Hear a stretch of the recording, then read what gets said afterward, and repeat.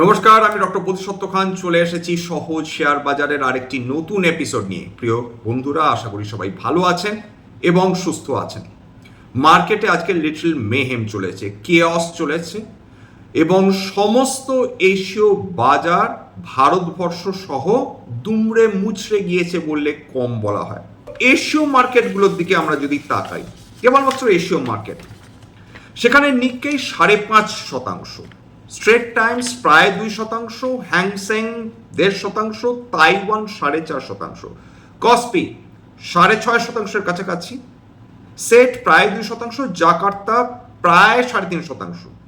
এটা কি কোনো সাধারণ পরিস্থিতির লক্ষণ? উত্তর হচ্ছে না। এটা সরাসরি মধ্যপ্রাচ্যের যুদ্ধের একটা অত্যন্ত নেগেটিভ এফেক্ট আমরা বিশ্বজুড়ে সমস্ত শেয়ার মার্কেটে দেখতে পাচ্ছি। ইউরোপীয় মার্কেটগুলো আজকের 1-2%-এর মধ্যে পতন। ভারতের নিফটির ক্ষেত্রে দেখুন, একসময় প্রায় 690 পয়েন্ট নিচে নেমে গিয়েছিল, সেন্সেক্স কয়েক হাজার পয়েন্ট নিচে নেমে গিয়েছিল, সেখান থেকে নিফটি প্রায় 300 পয়েন্টের কাছাকাছি সেটা রিকভার করেছে। ঠিক আছে, কিন্তু তার মানে এটা কোনোভাবেই বোঝায় না যে বাজার স্বাভাবিক হয়ে যাচ্ছে। আজকের ক্রুড অয়েল 100 লাস্ট যেটা ট্রেড করছিল, ক্রুড অয়েল $102 ওপর উত্থান নিয়ে ট্রেড করছিল, 12.69% উত্থান নিয়ে ট্রেড করছিল ক্রুড অয়েল, $102.43 প্রতি ব্যারেল। ব্রেন্ট ক্রুড $104.37 প্রতি ব্যারেল এবং ভারতীয় মুদ্রায় 9,500 টাকা প্রতি ব্যারেল ছাড়িয়ে গেছে। 50%-এর উপর ক্রুড অয়েলের দাম বৃদ্ধি পেয়েছে। কত দিনের মধ্যে? মাত্র 18 দিনের মধ্যে 50% তেলের দাম বৃদ্ধি হচ্ছে। কি মনে হচ্ছে ভারতীয় অর্থনীতি এর হাত থেকে সহজে রেহাই পাবে? উত্তর হচ্ছে ভীষণ ডিফিকাল্ট। আর যদি কয়েক সপ্তাহ এই যুদ্ধ চলে, ক্রুড অয়েলের দাম আজকে তো কেবলমাত্র 12.5% বৃদ্ধি পেয়েছে। উপরন্তু ইসরায়েল আরেকটি সাংঘাতিক গন্ডগোল পাকিয়েছে। ডোমেস্টিক যে অয়েল যে ভান্ডারগুলো ছিল সেখানে স্ট্রাইক করেছে 30টি জায়গায়, এবং সেটা আন্তর্জাতিক বাজার তা দেখে আরো বেশি আতঙ্কিত হয়ে পড়েছে। এতদিন বিভিন্ন যে স্ট্রাইক চলছিল ইরানের মিলিটারি লোকেশনস বা ইনফ্রাস্ট্রাকচারের ওপর, সেটা ইসরায়েল বনাম ইরানের যুদ্ধ, সরাসরি যুদ্ধ হিসাবে মেনে নেওয়া যেত। কিন্তু যে মুহূর্তে ডোমেস্টিক তেল ভান্ডারের ওপর ইসরায়েল আক্রমণ করে দিল, তখন এই প্রশ্নটা খুব স্বাভাবিকভাবে বিশ্বের সমস্ত সাধারণ মানুষের মধ্যে জাগবে, তাহলে ইসরায়েলের লক্ষ্য কি রেজিম চেঞ্জ করা, নাকি ইসরায়েলের লক্ষ্য সামগ্রিকভাবে ইরানকে, তার মধ্যে সাধারণ মধ্যবিত্ত মানুষও রয়েছেন সেখানকার, তাদেরকে সম্পূর্ণভাবে পঙ্গু করে দেওয়া? এতে নাকি আমেরিকা ভয়ানক রাগ করেছে। ইসরায়েল এইভাবে বিভিন্ন অয়েল রিজার্ভ বা অয়েল ট্যাঙ্কার, মানে যে অয়েল ভান্ডারগুলো রয়েছে সেগুলোকে আক্রমণ করেছে বলে। এখন একজন মারবে আরেকজন বাবা বাছা করবে কিনা, এই স্ট্র্যাটেজিতে দুই দেশ খেলছে কিনা আমরা কেউ জানি না, কিন্তু তার ফল দিতে হচ্ছে বিশ্বের সমস্ত অর্থনীতিকে। যতই রাশিয়ান তেল আমরা এখন কিনতে পারি না কেন, যতই আমরা ভেনেজুয়েলার দিকে তাকাই বা নাইজেরিয়ার দিকে তাকাই না কেন, এই মুহূর্তে বাজারে কমপ্লিট কিয়স চলছে। এবং এখনো অবধি ভারতবর্ষে বিভিন্ন তেল কোম্পানিগুলোকে তেলের দাম বৃদ্ধি করতে দেননি ভারত সরকার। আর কতদিন আটকে রাখতে পারবেন? উত্তর হচ্ছে প্রায় আটকে রাখা অসম্ভব। এই মুহূর্তে যে মুহূর্তে $90 পেরিয়ে গেছে, তারপর থেকে হাজার হাজার কোটি টাকার লসের দিকে বিভিন্ন অয়েল কোম্পানিজগুলো, ডাউনস্ট্রিম কোম্পানিজগুলো তাকিয়ে আছে। যুদ্ধ বন্ধ না হলে জিডিপিতে যে পরিমাণ ধাক্কা লাগবে, এমনিতে প্রতি $10 উত্থান হলেই আমাদের জিডিপির বৃদ্ধি সেটা সাংঘাতিকভাবে এফেক্টেড হয়। এবার বিগত কয়েকদিনে $30 উপর প্রতি ব্যারেল বৃদ্ধি পেয়ে গিয়েছে। তাহলে ভাবুন যে আমাদের জিডিপি ঠিক কি লেভেলে ক্ষতিগ্রস্ত হতে পারে। আমরা যে গ্রোথ প্রত্যাশা করছিলাম এই মধ্যপ্রাচ্যের যুদ্ধের ফলে, এখন এই প্রশ্নটা প্রত্যেকটা মানুষের মনের মধ্যে জাগছে, আমাদের জিডিপি খুব স্বাভাবিকভাবে যে গ্রোথ বিগত কয়েকটা কোয়ার্টার ধরে বা কয়েক বছর ধরে দেখাচ্ছিল সেটা কি মেনটেন করতে পারবে? সেটা মেনটেন করা কার্যত ভীষণ ডিফিকাল্ট। আজকের সমস্ত সেক্টরগুলো দেখুন, ভারতের যে বিভিন্ন সেক্টরাল ইন্ডাইসেস, 16টা সেক্টরাল ইন্ডাইসেস 16টাই পতন, গভীরভাবে লালে। নিফটি তো 0.2%, 422 পয়েন্ট পতন। কোনো মতে 24,000-এর ওপর মুখ উঁচিয়ে রয়েছে কোনোভাবে। আজকের যদি যুদ্ধ কন্টিনিউ করে, ফার্দার যদি তেলের দামে এসকেলেশন হয় বা কালকে সকালে, কি মনে হয় এগুলো ঠিক একই জায়গায় থাকতে পারবে, নিজেদের রাখতে পারবে? নিফটি ব্যাংক 3%-এর ওপর পতন, নিফটি মিড ক্যাপ প্রায় 2%, নিফটি স্মল ক্যাপ ওই 2.25%-এর কাছাকাছি, নিফটি অটো 4%-এর ওপর পতন, ফাস্ট মুভিং কনজিউমার গুডস 1.5%-এর ওপর পতন, নিফটি মেটাল প্রায় 2.6% পতন, নিফটি ইন্ডিয়া ডিফেন্স সেখানে দুটো স্টক ব্যতিরেকে প্রায় সমস্ত কিছুতেই কারেকশন এসছে, প্রফিট বুকিং এসছে, 2%-এর উপর পতন, নিফটি মেটাল 2.6% পতন। বিনিয়োগকারীরা ভয় পাচ্ছেন, কারণ এই যুদ্ধ যেভাবে এসকালেট করছে, যুদ্ধ তো থামার কোনো লক্ষণ নেই, উপরন্তু যুদ্ধের যে তীব্রতা সেটা দিনের পর দিন বৃদ্ধি পেয়েই চলেছে। ইরান বিভিন্ন মধ্যপ্রাচ্যের দেশের ওপর এখনো হামলা চালিয়ে যাচ্ছে, বিশেষত ইউনাইটেড আরব এমিরেটস এবং কাতার। এমন একটা অবস্থা হয়েছে যে কাতারের কোম্পানি কাতার এনার্জি তারা লিকুইফাইড ন্যাচারাল গ্যাস প্রোডাকশন বন্ধই করে দিয়েছে একটা টার্মিনালে। এর ফলে আজকে বিভিন্ন যে লিকুইফাইড ন্যাচারাল গ্যাস কোম্পানিগুলো রয়েছে, তার মধ্যে gas authority of India limited রয়েছে গেল, তার মধ্যে পেট্রোনেট এলএনজি রয়েছে, তাতে জিএসপিএল রয়েছে, তাতে গুজরাট গ্যাস রয়েছে, তাতে মহানগর গ্যাস রয়েছে, কি হারে পতন হচ্ছে দেখে যান একবার। কারণ খুব স্বাভাবিকভাবে এই যে লিকুইফাইড ন্যাচারাল গ্যাস, আমাদের প্রয়োজনের মোট লিকুইফাইড ন্যাচারাল গ্যাস তার 50-60% আসে মধ্যপ্রাচ্য থেকে, মানে কাতার থেকে। সম্পূর্ণভাবে বন্ধ হয়ে গেছে। আমাদের ভারতবর্ষের মতন যে ডেভেলপিং ইকোনমিগুলো রয়েছে তারা কার্যত দিশেহারা হয়ে পড়ার মতন অবস্থা রয়েছে। কেবলমাত্র কি ভারতবর্ষ, যে এশীয় যে বাজারগুলো তার মধ্যে তো ডেভেলপড ইকোনমিগুলো রয়েছে, তাদের কি অবস্থা? যে কেবলমাত্র ভারতবর্ষ যে ক্ষতিগ্রস্ত হয়ে চলেছে তা না, সামগ্রিকভাবে সমস্ত দেশই ক্ষতিগ্রস্ত হয়ে চলেছে, এবং এর মধ্যে এই মুহূর্তে তো কোনো রেসপাইট দেখা যাচ্ছে না। ভোলেটিলিটির কথা বলছেন, আজকে 17.5% ভোলেটিলিটি বেড়েছে ইন্ডিয়া ভেক্স। বিগত কয়েকদিন ধরে এই ভোলেটিলিটি বৃদ্ধি পেয়ে চলেছে, এবং ভারতবর্ষে যত ভোলেটিলিটি বৃদ্ধি পাবে তত শর্ট টার্ম ইনভেস্টারদের জন্য ডিফিকাল্টি বৃদ্ধি পাবে, তত ট্রেডার্সদের জন্য ডিফিকাল্টি বৃদ্ধি পাবে। প্রাকৃতিক গ্যাসের দাম আজকে কত বেড়েছে? 5% উপর বৃদ্ধি। এছাড়া সোনা এবং রূপো, সেটা খুব ইন্টারেস্টিং, সেখানে আসছি। কয়লার দাম খেয়াল করে দেখুন, স্টেডিলি বৃদ্ধি পেয়ে যাচ্ছে, আজকের 1.5%-এর উপর উত্থান। এলএনজি যদি বন্ধ হয়, এলএনজি আমদানি করা যদি আমাদের পক্ষে ফার্দার সম্ভব না হয়, তখন সমস্ত রেসপন্সিবিলিটি পড়বে গিয়ে কয়লার উপর।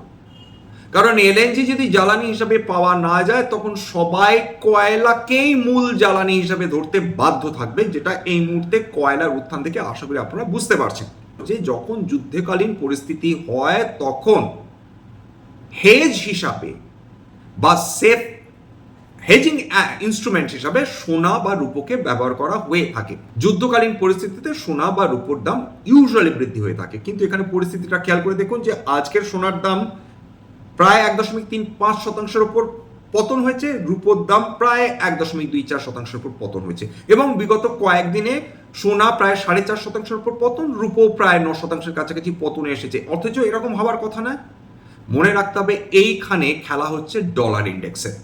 ডলার যত শক্তিশালী হয়ে উঠছে কমোডিটি মার্কেটে, সোনা রূপো তত তার জৌলস হারাচ্ছে ক্রিপ্টোকারেন্সি মার্কেট। অর্থাৎ ডলার শক্তিশালী হওয়া কোনো কমোডিটির পক্ষে কাম্য নয়। ইরান তারা বলেছিল, তাদের প্রেসিডেন্ট ক্ষমা প্রার্থনা করেছিলেন যে তারা ফার্দার আর কোনো মধ্যপ্রাচ্য দেশকে আঘাত করবে না, কিন্তু এখনো সেই ক্ষমা প্রার্থনার পরেই তিনি আরো আক্রমণ বৃদ্ধি করে দিয়েছেন। বিশেষ করে তার টার্গেট হচ্ছে ইউনাইটেড আরব এমিরেটস।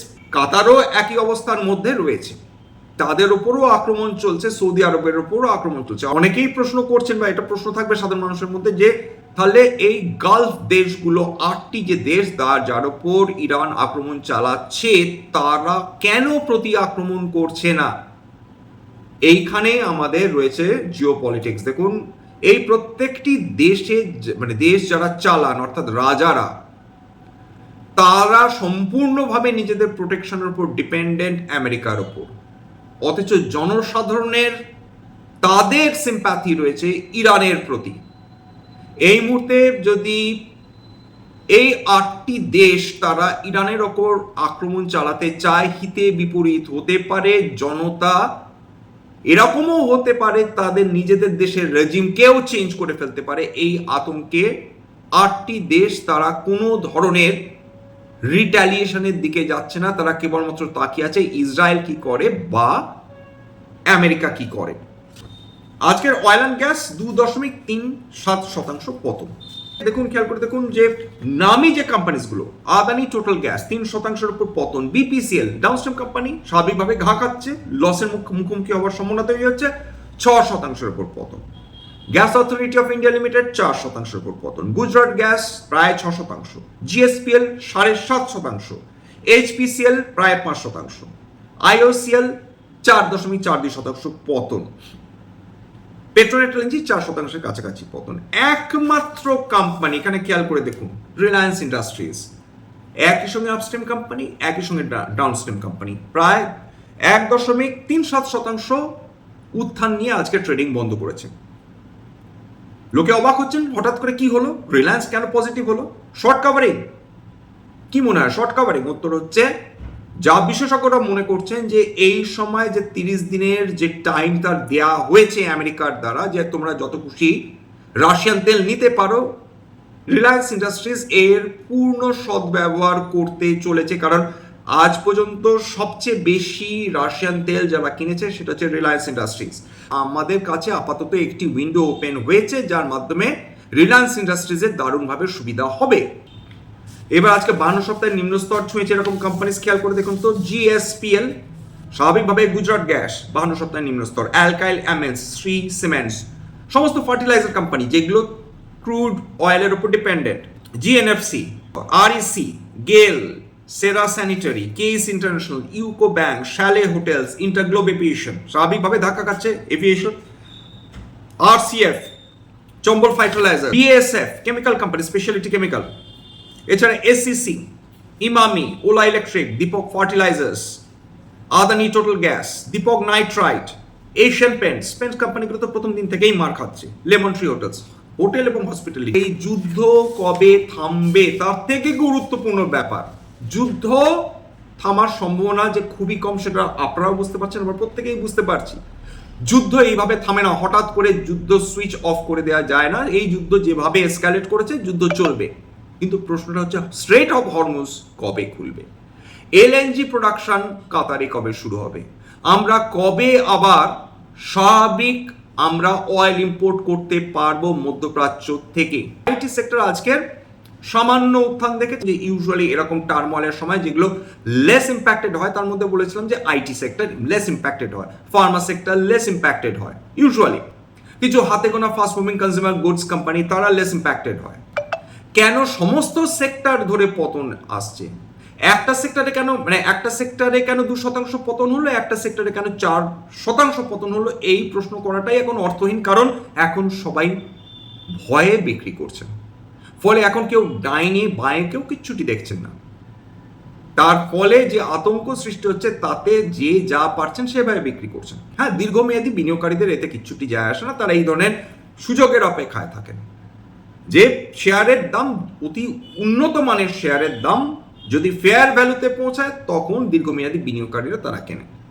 শর্ট টার্ম ইনভেস্টার্সরা এর ফলে এফেক্টেড হয় বা ট্রেডার্সরা এর ফলে এফেক্টেড হয়, কিন্তু দীর্ঘমেয়াদী বিনিয়োগকারীদের জন্য এই ধরনের যুদ্ধকালীন পরিস্থিতি একটা দারুণ অপরচুনিটি বলে ধরা যেতে পারে। যাক, স্ট্যান্ডার্ড ডিসক্লোজার যে কোম্পানিগুলো নিয়ে আলোচনা করলাম হতে পারে, তার মধ্যে কয়েকটা কোম্পানিতে আমার বা আমার পরিবারের বিনিয়োগ থাকলেও থাকতে পারে। ভবিষ্যতে যদি নতুন করে কিনি বা বিনিয়োগ করি, আগাম বিজ্ঞপ্তি দিয়ে কিনতে বা বিক্রি করতে পারবো না।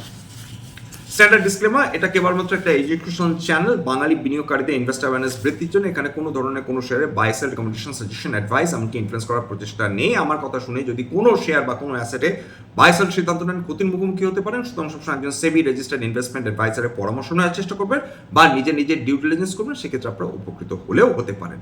সবশেষে যেটা বলি, যদি এই ধরনের এপিসোড আপনাদের ভালো লাগে প্লিজ একটা লাইক দেবেন, প্লিজ সাবস্ক্রাইব করবেন, এবং যদি সত্যি মনে হয় আমার বাঙালি ভাই বোনদের জীবনে একটুখানি ভ্যালু অ্যাড করতে পেরেছি প্লিজ নিজের গ্রুপে শেয়ার করে দেবার চেষ্টা করবেন। তবে ঘাবড়াবেন না, সব কিছুর একটা সমাপ্তি হয়। এরকম বহু যুদ্ধ এসেছে, বহু যুদ্ধ আসবে, মহামারী, খরা, অসুখ সব এসেছে, পেট্রোলিয়াম ক্রাইসিস এসেছে, ডিপ্রেশন এসেছে, ইকোনমিক ক্রাইসিস এসেছে, কিন্তু আমরা ঠিক ওভারকাম করে গিয়েছি এবং ভবিষ্যতে ওভারকাম করে নেব। বর্তমানে যা পরিস্থিতি চলছে সেটাও আমরা একটা না একটা সময় সহ্য করে নিয়ে আবার ফার্দার এগোবো। যাই হোক, আজকে সবাই ভালো থাকবেন, নমস্কার।